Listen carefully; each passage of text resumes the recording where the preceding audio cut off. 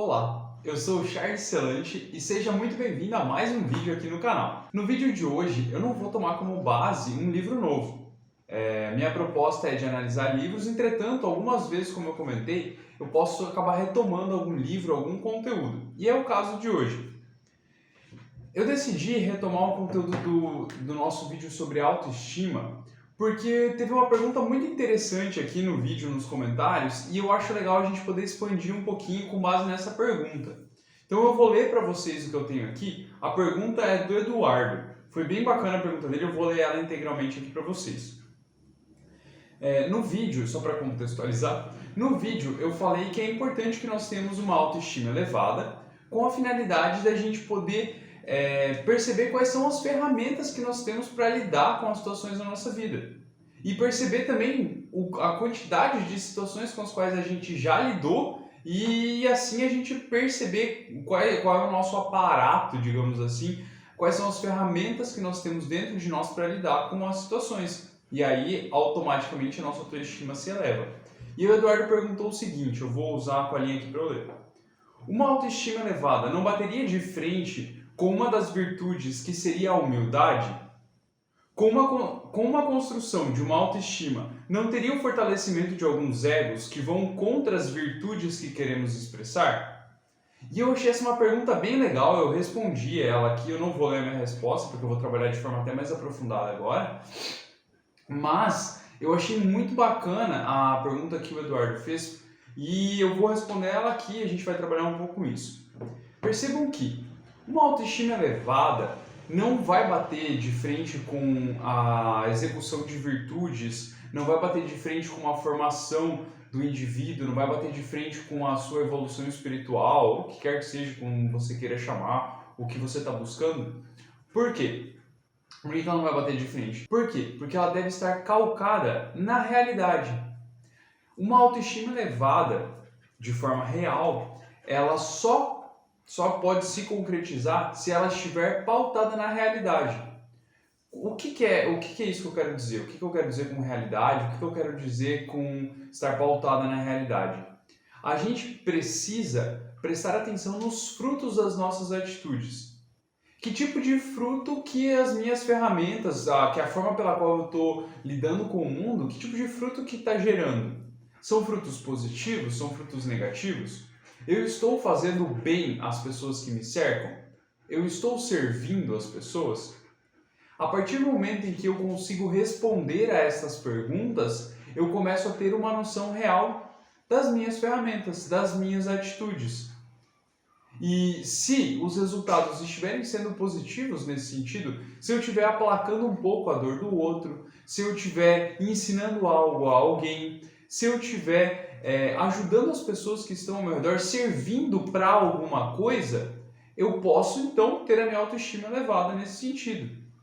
Agora, se as minhas atitudes levam à destruição, se as minhas atitudes só danificam minhas relações com outras pessoas, se as minhas atitudes me afundam também, então dessa forma, automaticamente também a autoestima não pode acabar ficando elevada. Percebem a relação? O que significa estar calcado na realidade?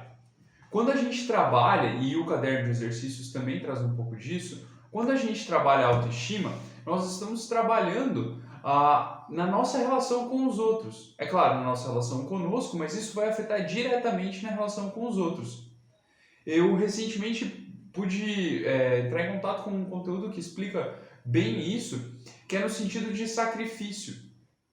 E aqui eu vou entrar num outro ponto um pouco mais profundo ainda. Eu até vou trabalhar mais pra frente esse livro aqui, Em Busca do Sentido, do Viktor Frankl. Se preparem, porque vão vir uns vídeos muito bons sobre esse assunto. Mas nesse sentido de sacrifício, todas as vezes que eu me ponho para servir o outro, todas as vezes que eu uso essas ferramentas que eu tenho para aplacar a dor do outro, todas as vezes que eu utilizo do meu aparato, das minhas capacidades para agir de forma positiva no mundo, eu estou também me sacrificando. Eu sacrifico o meu tempo, eu sacrifico às vezes a minha vontade de gastar dinheiro com alguma coisa. Todas as vezes que, por exemplo, eu dou esmola para o mendigo, eu estou sacrificando o meu ego, eu estou sacrificando a minha própria vontade. Então, nesse sentido, todas as vezes que nós sacrificamos uma parte de nós, que nós colocamos uma parte de nós a serviço do outro, automaticamente nós podemos perceber frutos que são positivos e automaticamente nós podemos ter uma autoestima mais elevada. Aí o Eduardo fez também uma outra pergunta, deixa eu achar ela aqui para passar para vocês. E aí ele falou o seguinte: mas como sabemos se as ações que estamos tomando e o que estamos expressando está correto? Aqui a gente precisa também prestar atenção no sentido do termo correto. Hoje em dia a gente está numa ditadura do relativismo, né? Tudo é relativo, depende. Mas a gente precisa começar a perceber um pouco mais que existem coisas que são universais. Eu vou citar algumas aqui para ficar de exemplo bem fácil. Por exemplo, todas as vezes que você tira o dinheiro do seu bolso e dá uma esmola para um mendigo, por exemplo, esse é um valor, essa é uma atitude universalmente positiva. Muitas pessoas hoje utilizam, não, porque o mendigo vai comprar pinga, porque o mendigo não vai comprar comida, porque o que ele vai fazer com o dinheiro? Primeiro que quando você dá o dinheiro para ele, o dinheiro é dele, não é mais seu. Então não faz sentido você ficar questionando quem que ele vai gastar o dinheiro, porque o dinheiro não é mais seu, é dele. E segundo, que você não está fazendo bem só para ele. Você está fazendo um bem para si mesmo também quando você faz isso.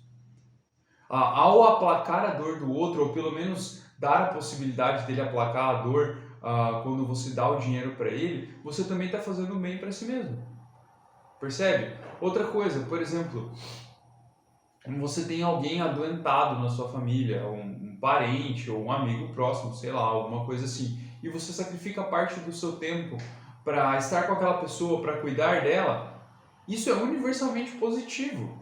Não tem como você negar, como que você vai colocar é errado cuidar de alguém que está doente, é errado eu dar atenção para uma pessoa que está carente de atenção. Percebe? Existem coisas que são universalmente positivas que você pode começar a tomar como base na sua vida, a tomar como base nas suas atitudes. Você ajudar nas tarefas de casa, você ajudar a sua mãe, ajudar seu pai, ajudar a sua esposa, seu marido, enfim, ajudar as pessoas que estão ao seu redor, é universalmente positivo. Não tem como você deixar isso sujeito a interpretações, percebe? Então, se você quer pautar as suas atitudes, se você quer descobrir se as suas atitudes estão sendo positivas ou não, preste atenção nos frutos. Que tipo de fruto você e as pessoas ao seu redor estão colhendo? Simples assim. Faça esse exercício, tira uma parte do seu dia, uma parte muito pequena, 5 minutos do seu dia, e para relembrar o que foi que você fez até esse momento no dia. Quando você, por exemplo, disse obrigado, disse por favor, quando você ajudou alguém a carregar alguma coisa pesada, como você se sentiu e como aquela pessoa se sentiu? Mas eu carreguei um negócio pesado, eu sofri. Sim, mas e depois? Valeu? Teve sentido esse sofrimento? Como que a pessoa se sentiu? Tire um momento do seu dia para analisar. E se você ainda realmente tem dúvidas e você não consegue prestar atenção, siga o exemplo dos santos. Dentro da Igreja Católica a gente tem uma infinidade de santos. Estude um pouquinho a história de algum santo. Aqui, por exemplo, na minha cidade, a gente tem um padroeiro que é São Vicente Pallotti, aqui em Palotina. Até o nome da cidade. E São Vicente Pallotti tem muitos exemplos. Ele, comumente, quando ele era criança, ele saía de casa com dinheiro a mais no bolso, porque ele pensava que ele poderia encontrar com alguém que estava precisando, alguém que estava em situação de mendicância mesmo, e ele poderia ajudar aquela pessoa.